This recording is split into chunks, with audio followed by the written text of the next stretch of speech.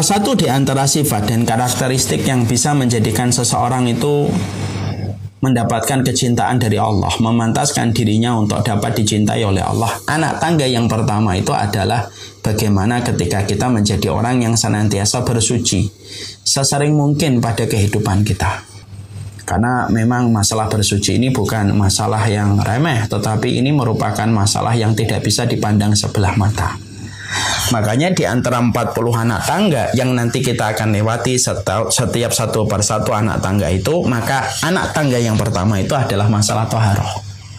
Dan ini menunjukkan kepada kita, jangan remehkan toharoh. Walaupun banyak di antara kaum muslimin mereka memandang sebelah mata tentang masalah toharoh, tapi dia tidak pernah sebelah mata di dalam syariat kita. Makanya inilah yang kemudian menjadikan kita akhirnya paham, ternyata pembahasan 40 karakter yang bisa menjadikan orang itu dicintai oleh Allah ternyata dimulai pada anak tangga yang pertama, ketika kita bersuci sesering mungkin pada setiap episode kehidupan kita. Kita baca dulu dalilnya. Mana yang menjadi dalilnya? Yaitu ketika kita buka surat Al-Baqarah 222. Allah menyampaikan kepada kita, Innallaha yuhibbut tawwabina wa yuhibbul mutatahhirin. Sesungguhnya Allah itu mencintai orang yang bertobat dan Allah mencintai orang yang mensucikan dirinya. Di sini Allah kemudian menunjukkan dalil bahwasanya Allah itu memiliki rasa cinta. Innallaha yuhibbu, mencintai. Ada dua sifat yang dijelaskan oleh Allah, yaitu adalah yuhibbut tawabina wa yuhibbul mutatahhirin, mencintai orang yang bertobat dan mencintai orang yang mensucikan diri. Ternyata saking besarnya arti dan kedudukan bersuci yang mungkin sebagian orang menganggapnya remeh, ternyata dia itu besar. Sampai Allah itu sejajarkan antara orang yang bertaubat dengan seluruh perjuangan dia dan pengorbanan dia untuk meninggalkan lingkaran dosa yang selalu menarik dia supaya kembali kepada dosa itu. Kalau dia bertobat, dia dicintai oleh Allah. Perjuangan orang yang bertobat ini sama dengan orang yang bersuci ketika Allah mendudukkan dua sifat ini dalam satu tempat yang sama. Surat Al-Baqarah 222. Innallaha yuhibbut tawwabina wa yuhibbul mutatahhirin. Allah mencintai orang yang bertaubat dan Allah mencintai orang yang mensucikan dirinya. Berarti menunjukkan kepada kita bahwasanya masalah bersuci itu masalah besar karena Allah mensejajarkan dengan orang yang mereka itu mensucikan, karena Allah mensejajarkan dengan mereka yang bertaubat. Jadi kemudian ketika kita membahas, oh berarti masalah bersuci itu adalah masalah besar, iya. Ya. Karena kemudian kita dapati dalam kehidupan kita, Allah itu ketika meletakkan suci yang menjadi syarat sahnya dalam kehidupan sholat. Bersuci itu bukan hanya sekedar wudhu, tapi bersuci itu ada makna yang lebih panjang dan lebih dalam daripada sekedar berwudhu. Tapi menjadikan seseorang itu bisa untuk dicintai oleh Allah itu ya dari bersuci. Makanya Bapak dan Ibu notaris muslim, Bapak dan Ibu, saya akan sampaikan sebuah riwayat dari Amr bin As. Dalam riwayat Imam Ahmad, dalam kitab Minhajul Qasidin. Mas Iwan, tolong ditutup. Di dalam kitab tersebut Amr bin As itu kemudian menyampaikan sebuah riwayat. Riwayatnya bagaimana? Yaitu adalah Rasulullah Shallallahu Alaihi Wasallam itu menyampaikan, manusia itu kalau tidur, kalau dia tidurnya dalam kondisi bersuci. Jadi kalau kita mau tidur malam jam 9, jam 8 kita tidur. Kemudian sebelum kita tidur kita kemudian bersuci. Maka ketika kemudian kita sudah bersuci, Masya Allah, maka Allah itu akan bedakan dengan mereka yang tidur yang tidak dalam kondisi suci. Karena setiap kita tidur di waktu malam, maka Allah akan kemudian jadikan setiap ruh kita itu mendekat kepada arsy-Nya Allah. Kata Rasulullah SAW. Mereka mendekat kepada arsy-Nya Allah dalam satu riwayat. Orang yang wudu, orang yang bersuci ketika sebelum tidur, mereka yang paling dekat bersujud dengan arsy-Nya Allah. Dan mereka yang tidak bersuci sebelum tidur, mereka jauh dari arsy-Nya Allah. Masya Allah ya. Dalam riwayat ini yang sahih dalam kitab Ibnu Qudamah Mukhtasar Minhajul Qasidin itu menyampaikan kepada kita, kalau ternyata kita tidur saja Allah bedakan mana yang suci dan mana yang tidak bersuci ketika tidur, padahal dalam kondisi tidak sadar, ternyata Allah istimewakan orang yang mereka tidurnya dalam kondisi bersuci dan Allah bedakan dengan mereka yang tidur yang tidak bersuci, apalagi ketika kita terjaga. Apalagi ketika kita terjaga dalam kondisi suci. Wong tidurmu saja ketika kamu suci aja Allah bedakan antara orang yang bersuci dengan orang yang tidak bersuci. Allah dekatkan kepada Allah orang-orang yang bersuci itu ketika Allah cabut ruh mereka ketika mereka tidur itu, dan mereka diperintahkan sujud, dan sujudnya paling dekat dengan Allah. Dan orang yang tidak bersuci sujudnya paling jauh dari Allah kalau dia seorang mukmin. Dan itu dibedakan dengan masalah bersuci. Disitulah sebuah kesimpulan yang bisa kita ambil. Oh, Masya Allah ya, kalau kamu tidak sadar aja Allah bedakan, apalagi ketika kita sadar. Makanya kemudian masalah kesucian itu bukan masalah remeh. Makanya kemudian saya pernah menjumpai ada salah satu orang yang berkomentar gini, Ustadz, kenapa pembahasan kita masalah toharoh, Ustadz? Kenapa pembahasan kita masalah toharoh ini? Loh, emang kenapa dengan toharoh? Ini kan zaman sudah berbagai macam fitnah, Ustaz. Kenapa masih bahas toharoh? Loh, pembahasan toharoh itu termasuk pembahasan syariat, akhi. Pembahasan toharoh juga merupakan bagian dari sebuah kebenaran. Dan banyak orang yang mereka itu menganggap enteng tentang masalah toharoh ketika mereka tidak paham betapa besarnya masalah toharoh dan berapa banyak orang yang meremehkan toharoh. Tapi justru mereka juga tidak paham tentang toharoh dan bagaimana kedudukan toharoh. Padahal di antara komitmen kita untuk mendapatkan cintanya Allah, kalau ingin menjadi walinya Allah, maka hendaklah kamu itu memperhatikan bagaimana toharohmu, kesucianmu. Karena kesucian itu akan mempengaruhi bagaimana kedudukan kita di sisi Allah. Makanya mari kita lihat kepada Bilal. Bilal ini kan hadisnya terkenal. Semua dari kita insya Allah mengetahui dan pernah mendengar hadis Bilal. Ketika pada satu pagi Rasulullah SAW bertanya sama Bilal, ya Bilal, sami'tu dufana alaika fil jannah. Ya Bilal, sesungguhnya aku mendengar suara derap terompahmu di surga. Mada amilta fil Islam? Apa yang kamu lakukan di dalam Islam sampai suara terompahmu itu di surga? Masya Allah, ini dialog yang betul-betul luar biasa ini. Ini kalau frekuensi biasa mungkin jebol, ini saking luar biasanya dialog ini. Rasulullah mengabarkan surga kepada Bilal. Coba kalau kita yang diberitahukan tentang surga, oh sudah kayak apa itu. Lalu Nabi mengatakan, apa yang telah kamu amalkan, apa yang telah kamu lakukan sampai kemudian kamu dimasukkan oleh Allah ke dalam surga, itu kan apa? Lihat, perhatikan jawaban penduduk surga Bilal. Bilal tidak menyebutkan amalannya besar. Bilal kemudian tidak mengatakan, oh saya telah berjihad ya Rasulullah, saya telah kemudian menjadi muadzinmu ya Rasulullah, saya telah kemudian menjadi budak pertama kali yang masuk Islam ya Rasulullah. Semua itu pernah dilewati oleh Bilal. Bahkan Bilal pernah ditindih batu oleh Umayyah bin Khalaf sampai mengatakan ahad ketika beliau diperintahkan untuk keluar dari agama Allah. Dan beliau tidak bergeming sedikit pun untuk keluar dari agama Allah. Tapi yang menarik adalah seorang yang dikabarkan surga oleh Rasulullah begitu tawadhu betul. Dan begitulah penduduk surga. Beliau mengatakan, saya tidak melakukan amalan apapun ya Rasulullah. Ma amiltu syai'an fil Islam. Saya tidak melakukan amalan-amalan besar ya Rasulullah. Kecuali ya Rasulullah. Kecuali ya Rasulullah. Kecuali ya Rasulullah. Tidaklah saya melewati siang dan malam. Lalu saya berhadas. Dan ketika saya berhadas, saya tidak menunggu waktu sholat untuk wudhu. Saya ketika berhadas langsung wudhu. Dan setelah wudhu habis hadas, kemudian saya sholat 2 rakaat. Dan itulah yang saya lakukan. Lalu Rasulullah membenarkan kesaksian yang disampaikan dan testimoni yang diucapkan oleh Bilal. Itulah yang mendengar. Itulah yang menjadikan suara terompahmu terdengar di surga. Jadi seorang Bilal ternyata kaitannya dengan surga itu kaitannya ketika Bilal itu malah justru tidak menyebutkan amalan adzannya. Padahal kita paham ya Pak, orang yang menjadi muadzin itu kan amalan besar.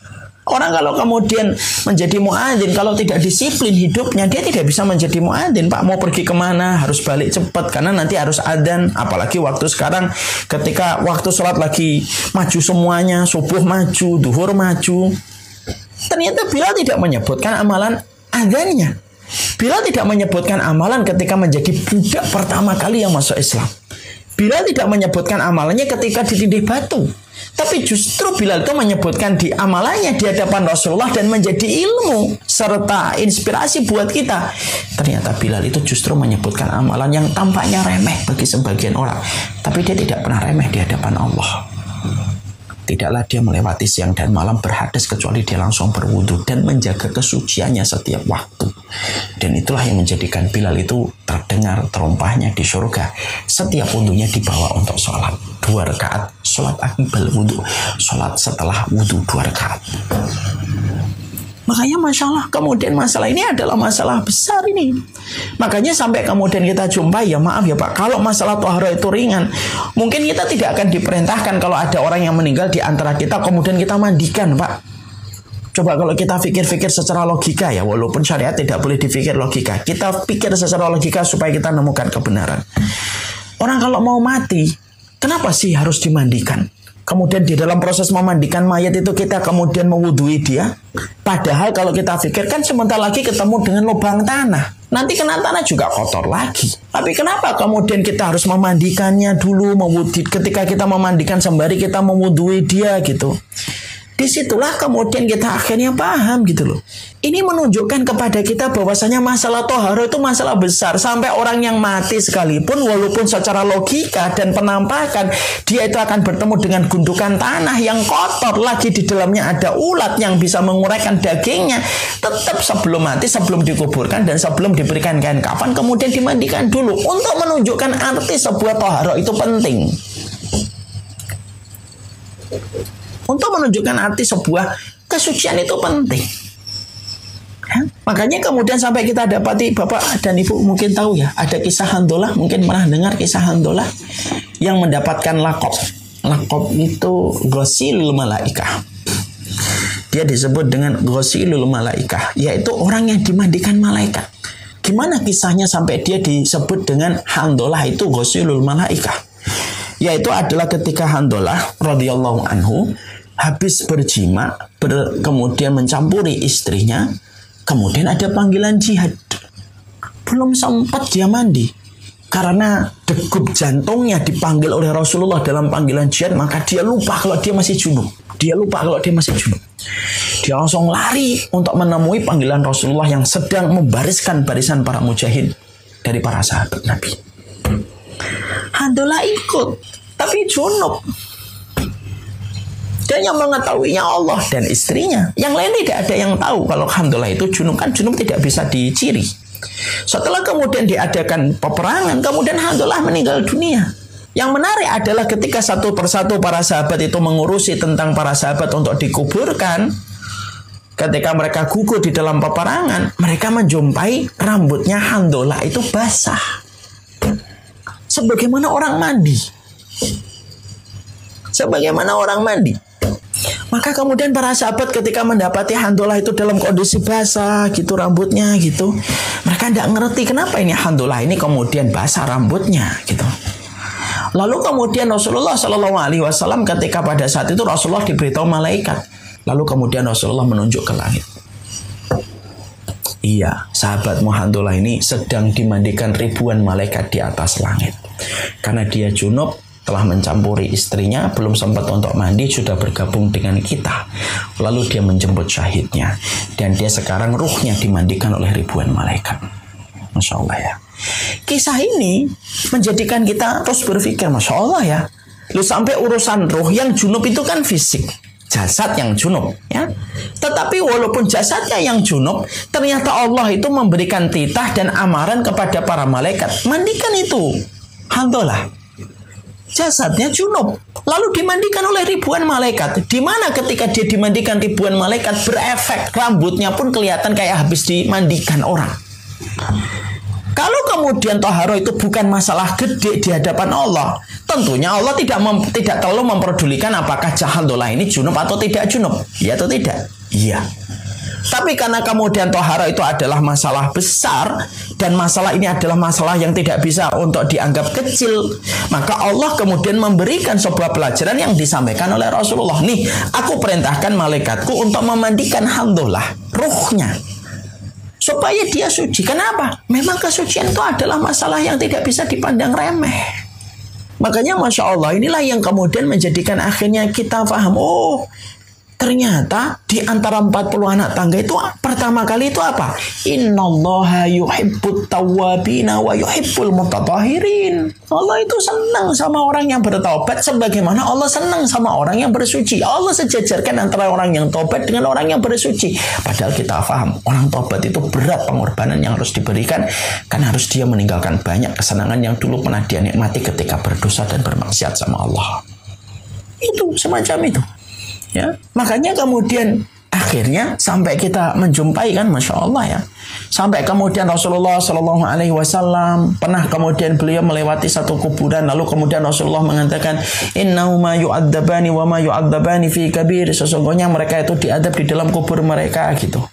Yang salah satunya Rasulullah itu menyebutkan apa? Kenapa salah satunya kemudian dihukum oleh Allah di dalam adab kubur? Karena tidak memperhatikan masalah bersuci dari air kencingnya. Sampai menyebabkan seseorang itu bisa mendapatkan asiksa kubur, adab kubur.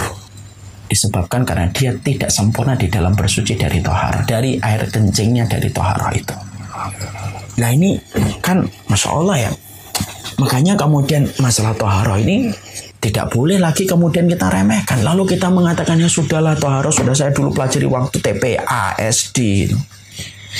Mungkin kita belajar secara globalnya ketika SD. Tapi apakah betul-betul kita merenungi nggak? Kenapa kemudian tohar itu betul-betul penting dalam kehidupan kita? Makanya di dalam surat Al-Mudaththir kan Allah juga menyampaikan wasiyabaka fatahhir. Kan itu kata Allah kepada Nabi Muhammad. Ya Muhammad, wasiyabaka fatahhir. Pakaianmu tuh lo bersihin, pakaianmu tuh bersihin, sucikan pakaianmu tuh Muhammad. Makanya saking pentingnya tohar itu sampai sholat kita sekhusyuk apapun sholat kita. Tapi kalau kita membawa sesuatu yang najis, kentut, hadas, gak akan diterima. Walaupun kemudian sholat kita itu berlinang air mata. Dan itu dimulai dari toharoh. Ya. Karena untuk menunjukkan kepada kita betapa urgennya masalah ini pada kehidupan kita. Ketika kita ingin menetapkan diri kita menjadi deretan manusia ingin dicintai oleh Allah. Perhatikan toharoh kita. Lakukan tohara sesering mungkin. Dan itu menjadi salah satu sebab kebaikan kita di hadapan Allah. Makanya Masya Allah ya, Allah itu sampai gak suka dengan orang yang junub kan gitu. Makanya Masya Allah, mari kita bedah ya salah satu fatwa ya. Untuk kita ambil dan kita renungkan. Orang itu kalau mencampuri istri di waktu malam, ataupun dicampuri sama suaminya, maka kemudian dia ada kondisi berdosa, ada kondisi afdol, dan ada kondisi yang sunnah. Apa kondisi yang afdol? Kalau dia habis mencampuri istrinya langsung mandi, dan dia tidur dalam kondisi suci, walaupun malam. Dia langsung mandi, dia tidurnya dalam kondisi suci, dan tidak dalam kondisi junub. Ini yang paling afdol. Apa kondisi yang sunnah? Kondisi yang sunnah itu kalau dicampuri suami dan istrinya, dia tidak mandi, dia mengambil air wudhu. Mandinya ditakhir besok pagi. Baru kemudian dia sebelum subuh, sholat subuh, kemudian dia mandi. Tetapi malamnya dia diwakili dengan wudhu. Tidak afdol sih, tapi tetap sunnah. Yang dosa, kata Syekh bin Baz rahimahullah ta'ala, yang dosa itu kapan? Kalau habis dicampuri, kemudian tidur. Tidak wudhu, tidak mandi. Dan dia membiarkan dirinya tidur dalam kondisi junub. Dan inilah kondisi yang sebagian para ulama ada yang mengatakan definisinya makruh, ada bagian yang mengatakan termasuk dosa kecil. Masya Allah ya. Kenapa dikategorikan makruh atau termasuk dosa? Karena Allah tidak menyukai kondisi orang yang berlama-lama di dalam junub. Berarti kemudian ini puzzle ini kemudian saya gabung-gabungkan menjadi satu supaya kemudian betul-betul memberikan pengertian kepada kita bahwasanya ya ini masalah yang besar ini. Ini kemudian masalah yang penting dalam kehidupan kita itu adalah ketika kita memperhatikan masalah toharoh kita. Ya, makanya Masya Allah ya, di dalam salah satu riwayatnya adalah sampai kemudian kita mendapati sahabat-sahabat Ansor itu pun dicintai oleh Allah. Ya, sahabat-sahabat Ansor itu dicintai oleh Allah. Dan apa penyebab sahabat Ansor itu dicintai oleh Allah? Ya karena sahabat Ansor itu paling detail kalau sudah taharah. Dia itu paling memperhatikan taharah. Mari kita membaca dalam satu riwayat, ya ma'syarul ansor innallaha qad asna alaikum fit tuhur fama tahurukum. Ya, Rasulullah mengatakan, ya ma'syarul ansor, hai orang-orang Ansor, innallaha qad asna alaikum fit tuhur fama tahurukum. Maka kemudian disampaikan di dalam satu riwayat, orang Ansor, kata Nabi SAW, orang Ansor, Allah itu senang, Allah itu muji kalian. Yang dipuji apa? Di dalam kalian bersuci. Orang, kita ambil satu analogi sederhana. Kita kalau muji seseorang itu kan biasanya karena ada satu sifat yang membuat kita kagum. dari dirinya yang membuat kita akhirnya memuji. Kalau tidak membuat kita kagum, mungkin kita tidak akan kemudian memuji. Asna itu memuji. Allah sampai memuji qad asna alaikum, kata Rasulullah kepada penduduk Ansor. Itu berarti ada sesuatu yang membuat Allah kagum dari kehidupan Ansor. Yang disebutkan oleh Rasulullah, innallaha qad asna alaikum fit tuhur. Allah itu memuji kalian di dalam kalian bersuci. Fama tohurukum. Loh, terus kemudian kalian tuh taharohnya gimana sih? Kemudian penduduk Ansor mengatakan, natawaddau lis-shalah wa naktasilu minal janabah wa nastanji bil ma. Faqala dzaka fa'alaikumuh, kata Rasulullah. Maka kemudian orang Ansor ketika didapatkan sebuah kabar gembira yang semacam itu, maka orang-orang Ansor kemudian berkata, ya Rasulullah, natawaddau lis-shalah, kami ini selalu wudu di dalam salat kami, wa naktasilu minal janabah, kami selalu memperhatikan ketika kami junub selalu mandi, wa nastanji bil ma, dan kami selalu istinjanya menggunakan air. Ketika para sahabat Ansor menjawab itu, perhatikan respon yang disampaikan Rasulullah. Dzaka fa'alaikumuhu. Maka kemudian Rasulullah SAW kemudian mengatakan, dzaka fa'alaikumuhu. Itu loh yang menjadikan kalian itu dicintai oleh Allah. Loh, sahabat Ansor, Bilal, Handolah, kejadian ketika kita meninggal lalu kemudian kita dimandikan dulu, itu sudah cukup bagi kita untuk menyadarkan kita dari hal yang tidak kita sadari sepanjang hidup kita mungkin selama ini, bahwasanya kita sering remehkan tentang masalah tohara, padahal masalah tohara tidak pernah masalah remeh. Lalu sampai kemudian ayatnya pun wasiyabaka fatahhir.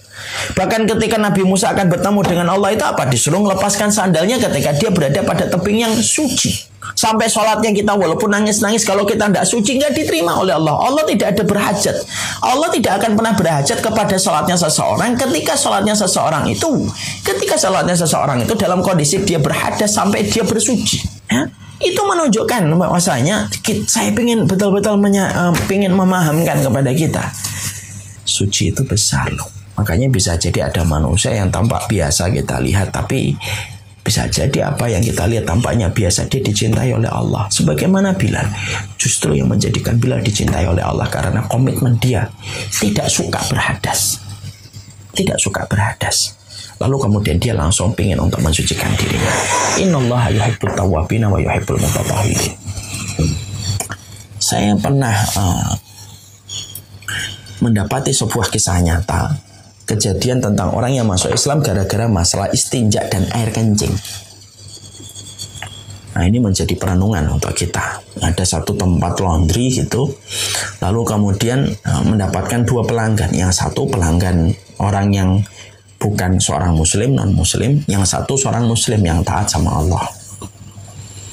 Nah, laundry ini kejadian sudah lama sekali. Mungkin laundrynya masih konvensional ya. Kemudian yang menarik adalah yang non-muslim itu tampilannya wangi, parlente dan lain sebagainya. Yang muslim biasa, nggak separlente tapi orangnya rapi juga. Setiap mereka menitipkan pakaian celana untuk kemudian di laundry, ada yang menarik perhatian dari orang yang ada di tempat laundry, yang bertugas di tempat laundry.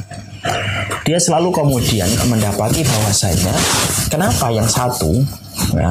yang satu itu tampilannya menarik, orangnya wangi, tapi ketika beliau mencuci celananya selalu tercium bau agak pesing. Kenapa yang satu tidak terlalu sewangi yang pertama, tidak separlente yang pertama, tapi celananya tidak terlalu bau. Gitu. Akhirnya kejadian itu membuat dia berpikir terus.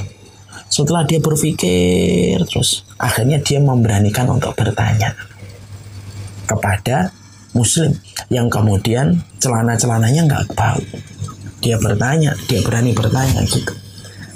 Kenapa ya Pak, saya itu kalau mencuci celananya Bapak ini nggak bau.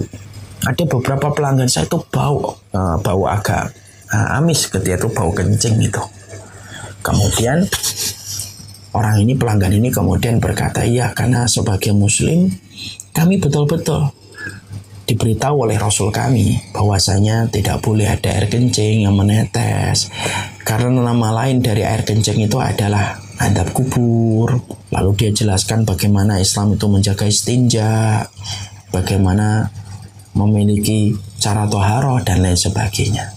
Lalu setelah diberitahu itu, tidak terlalu lama orang ini mikir terus, dan tidak lama setelah itu kemudian dia memutuskan masuk Islam. Karena apa? Dia berpikir, kok sampai urusan kencing dan tetesannya aja difikir. Maka dia tidak pernah menjumpai referensi pada keyakinan apapun yang sedetail ini mengatur, kecuali ada pada Islam.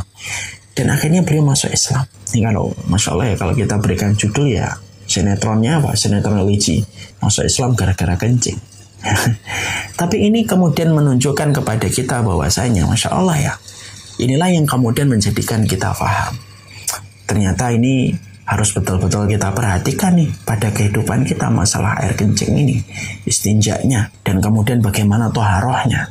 Kita harus kemudian menggali kembali, karena sesungguhnya ini merupakan bagian dari runutan 40 karakter yang harus kita lakukan supaya memantaskan diri kita dicintai oleh Allah Subhanahu wa Ta'ala. Makanya di sisi yang lainnya kita juga harus paham ya, walaupun banyak di antara kita meremehkan tentang masalah toharoh, tapi fakta data yang ada ternyata kemudian tidak setiap orang itu paham tentang masalah bagaimana toharoh, ya kan? Mungkin dia paham toharoh secara global, tapi tidak paham bagaimana fikihnya toharoh. Padahal ini kan juga penting. Saya ambilkan contoh-contoh yang gampang ya. Kita kan sering ya, ada orang kencing di urinoir. Tahu urinoir ya? Urinoir itu tempat kita kencing, biasanya di kantor-kantor ada. Sebenarnya boleh nggak kita kencing di urinoir? Boleh, nggak apa-apa. Tetapi kencing di kamar mandi tentunya lebih afdal, lebih baik, lebih utama. Kalaupun kita terpaksa kencing di urinoir karena apa? Biasanya karena sudah kepepet, sudah di ujung, lalu ternyata yang di kamar mandi nggak segera keluar. Sudah kita pakai urinoir. Tapi kemudian ketika kita memakai urinoir ini, tentunya kita harus paham loh, kita harus ngerti loh, memakai urinoir ini loh. Kita silahkan pakai urinoir, tapi kita harus paham. Setiap percikan air kencing itu bisa menyebabkan adab kubur. Setiap percikan dari air kencing bisa menyebabkan adab kubur. Orang kalau kemudian dia kencing di urinoir, logikanya adalah kalau pas rame, biasanya kemudian dia akan menempel terus. Dia akan pepetkan tubuhnya ke urinoir supaya auratnya tidak kelihatan. Terutama ketika mungkin urinoirnya tidak dipasang filter, yaitu filter plastik yang biasanya bisa untuk menahan dari percikan. Karena kita paham ya, percikan air kencing itu sangat halus, tapi sangat jauh. Halus, tapi jauh lemparannya. Kalau kita tidak percaya, lihat anak-anak kita 3 tahun, 4 tahun ya kencing. Yang mana mungkin debit airnya tidak sama dengan debit air kita ketika kencing. Itu pun aja sudah jauh cipratannya. Ya, cipratannya sudah jauh. Padahal itu debit airnya dan dorongnya mungkin tidak sama dengan kita yang sudah dewasa. Kalau air kencing anak kecil cipratannya bisa kemana-mana, apalagi ketika kita kencing di urinoir. Coba, kalau kita tidak paham toharoh dan bagaimana kemudian toharoh itu harus betul-betul kita itu bersih dari najis. Kita kencing di urinoir, setelah kencing di urinoir sudah selesai. Tanpa kita merasa khawatir adakah percikan di celana kita dan baju kita yang kita hadapkan ke urinoir. Ya kan?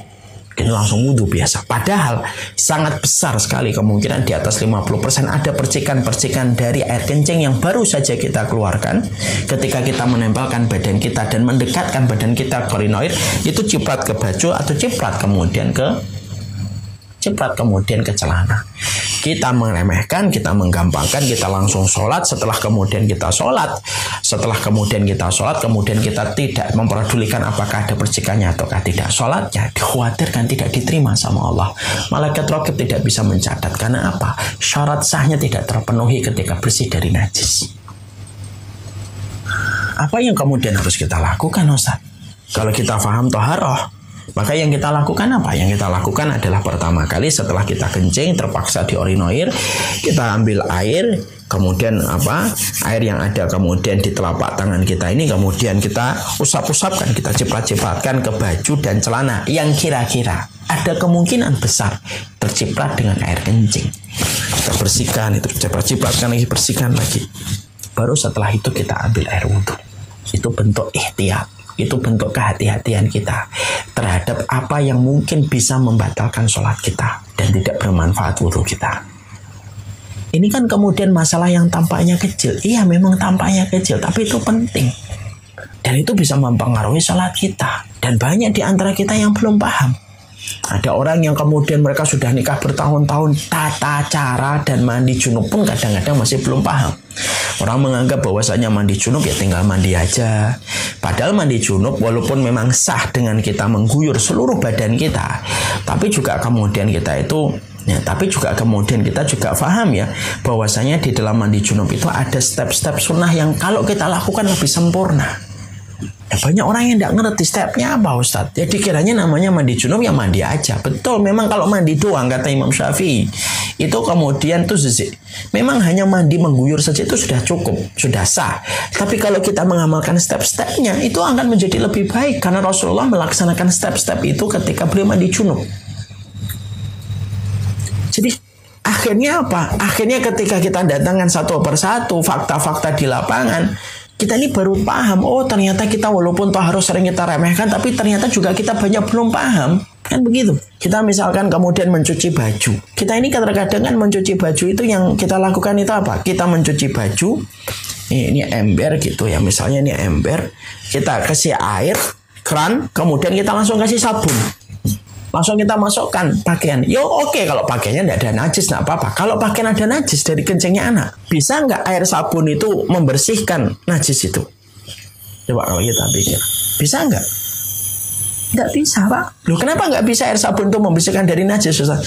Airnya tidak dalam kondisi air suci, Pak. Dia sudah berubah rasa, berubah warna, berubah bau. Itu sebagaimana air teh. Air suci tetapi tidak mensucikan. Air teh itu kan air suci tapi tidak mensucikan. Sama kayak sabun. Sabun itu air suci tapi tidak mensucikan. Sudah berubah warna, sudah berubah bau, sudah berubah sifat. Nah, terus yang benar gimana? Yang benar ketika kamu tahu ini ada pakaian-pakaian ada najisnya, masukkan dulu ke ember yang putih, air yang suci, mensucikan, dikucek dulu sebentar.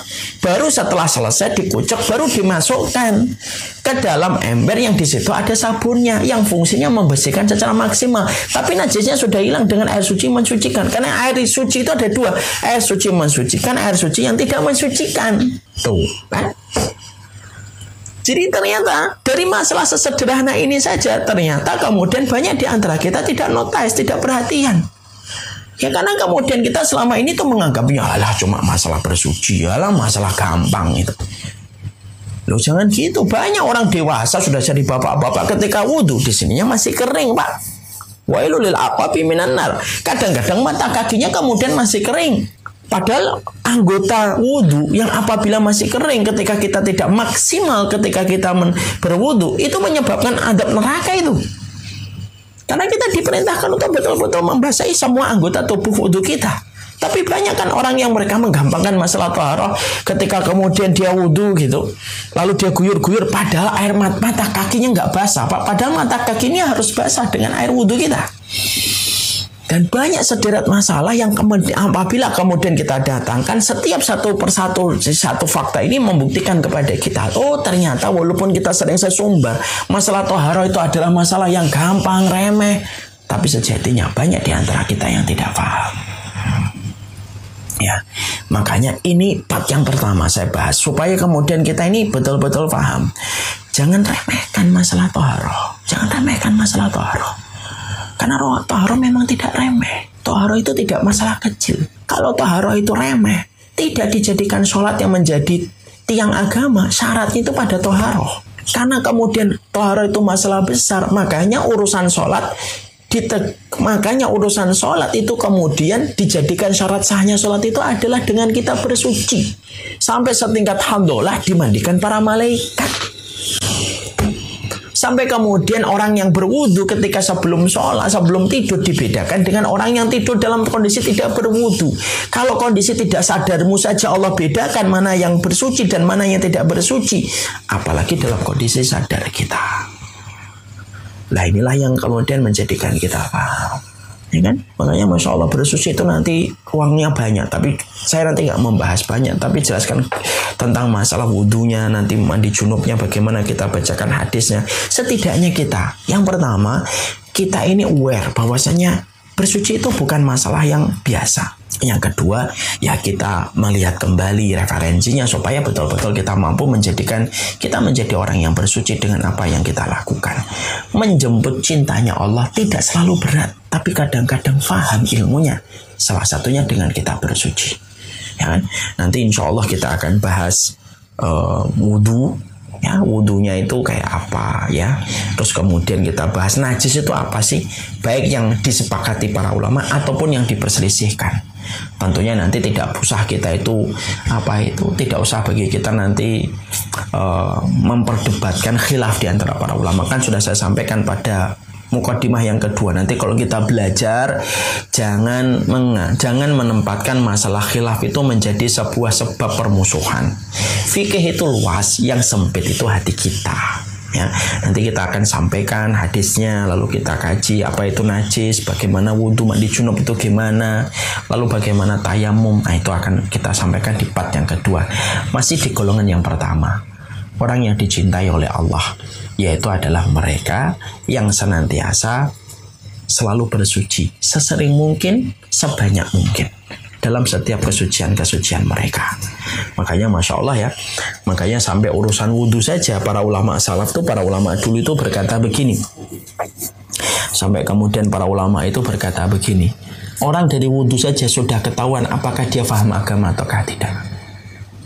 Dari dia membuka keran itu sudah ketahuan dia paham agama atau tidak. Kalau dia sederhana, hemat ketika memakai air, walaupun air itu gratis didapatkan dari perut bumi, tapi Rasulullah itu tidak pernah mengumbar-ngumbar air wudhu. Tapi kalau dia memakai air wudhunya sederhana, hemat, dari situ sudah ketahuan dia adalah orang yang faqih di dalam agama. Inilah yang kemudian menjadi titik perhatian kita. Semoga Allah memberikan keberkahan untuk kita. Semoga ada kebaikan dalam setiap apa yang kita pelajari. Dan kita baru membahas yang pertama, yaitu orang yang dicintai oleh Allah. Karakteristiknya adalah mereka yang senantiasa mensucikan diri mereka. Mensucikan diri mereka dari najis, dari hadas. Tentunya nanti kita bahas apa bedanya najis dengan hadas. Banyak orang yang tidak paham kan. Kadang-kadang orang itu ditanya, apa bedanya hadas dengan najis? Tidak bisa dia menjawab dan mendefinisikan. Ya najis itu hadas, Ustaz. Hadas itu najis. Ya enggak. Najis, hadas.